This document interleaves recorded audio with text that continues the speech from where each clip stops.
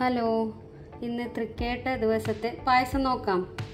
Ingredients കണ്ടപ്പോഴേ നിങ്ങൾക്ക് മനസ്സിലായിട്ടുണ്ടാവും ഇത് ഏതാണ് പായസം എന്നല്ലേ. ഇന്നലെ അതുപോലെ പാവക്ക പായസം ഉണ്ടാക്കിയപ്പോഴെല്ലാവരും എന്നോട് സംശയം ചോദിച്ചായിരുന്നു, ഭയങ്കര കയ്പുണ്ടാവില്ലേന്ന്. ഒട്ടും കയ്പുണ്ടായിരുന്നില്ല കേട്ടോ.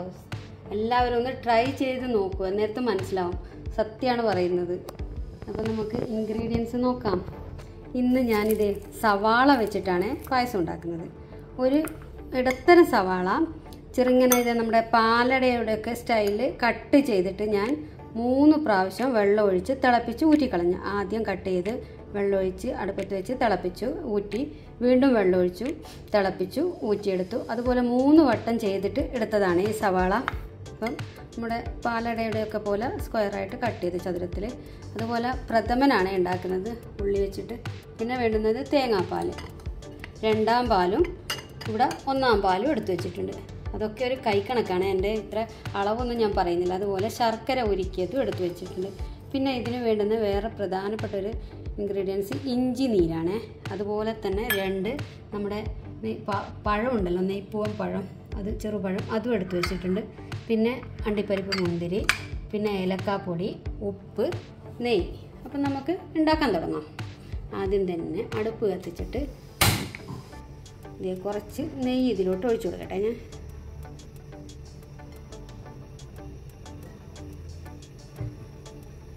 നെയ്യ് ചൂടാകുമ്പോൾ നമുക്ക് ഈ നമ്മൾ ചൂടാക്കി വേവിച്ചൂറ്റി വെച്ച് ഈ സവാളയില്ലേ, ഉള്ളി, അത് ഇതിലോട്ട് ഇട്ട് കൊടുക്കാം. നെയ്യ് ചൂടായി വരുന്നുണ്ട്. ഇനി ഞാൻ ഇതിലോട്ട് നമ്മൾ എടുത്ത് വെച്ച് ഈ സവാള ഇട്ട് കൊടുക്കുന്നുണ്ട്.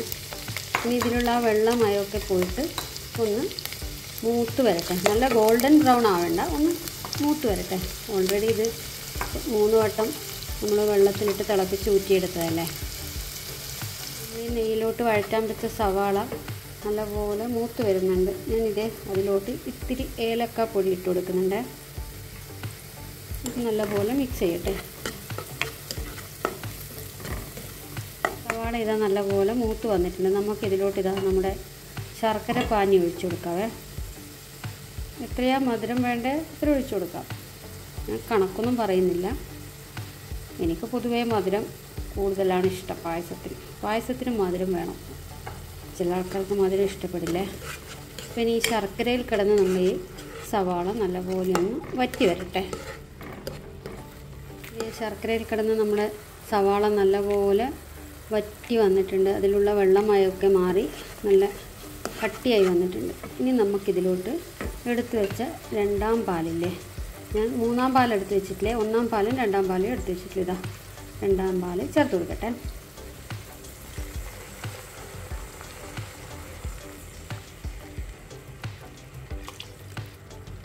ഞാൻ തീ നല്ലപോലെ കൂട്ടിയാണ് വെച്ചിട്ടുള്ളത്.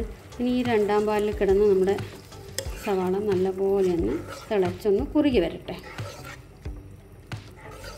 ഇതിലോട്ട് ഇനി ഞാനൊരു സംഭവം ചേർത്ത് കൊടുക്കുന്നുണ്ട്. നമ്മുടെ നേരത്തെ എടുത്ത് വെച്ച പഴമില്ലേ, അതിതാ ഇതുപോലെ ഒന്ന് ഉടച്ചിട്ട് ചേർത്ത് കൊടുക്കാം. പഴം കൂടെ ചേർക്കുമ്പോൾ നല്ല ടേസ്റ്റാണ്. ചെറുപഴമാണിത്. മിക്സിയിൽ അടിച്ച് ചേർക്കുമ്പോൾ ഒത്തിരി ഉടഞ്ഞു പോകും. അതുകൊണ്ട് ഞാനിതാ കൈ കൊണ്ട് നല്ലോണം സ്പൂൺ വെച്ചൊന്ന് ഉടച്ചു കൊടുക്കട്ടെ. ഞാൻ 2 പഴമല്ലേ എടുത്ത് വെച്ച്, അതിൽ നിന്ന് ഒരു പഴം എടുത്തുള്ളൂ, അതിൻ്റെ 1/4 ഭാഗം എടുത്തുള്ളൂ. അതിതാ നല്ലപോലെ ഉടച്ചിട്ടുണ്ട്. ഇനി അതും കൂടെ ചേർത്ത് കൊടുക്കാം.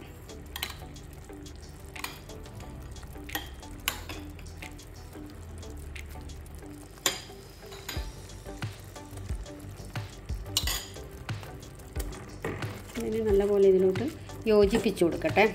ഇതിലോട്ട് ചേർത്ത് ചെറുപഴം നല്ലപോലെ ഈ സവാളയുടെ കൂടെ മിക്സായേ. ഇനി തീ ഓഫ് ചെയ്തിട്ട് നമുക്ക് ഇതിലോട്ട് 1ാം പാൽ ഒഴിച്ചു കൊടുക്കാം.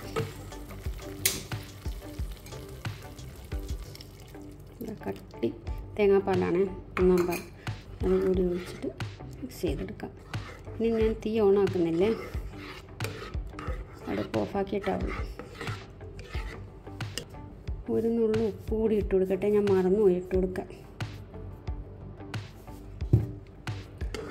ഉപ്പ് കൂടി ഇട്ട് കൊടുത്തു. അപ്പം നമ്മുടെ അടിപൊളി സവാള വെച്ചിട്ടുള്ള, ഉള്ളി വെച്ചിട്ടുള്ള പായസം പ്രഥമൻ റെഡിയായി.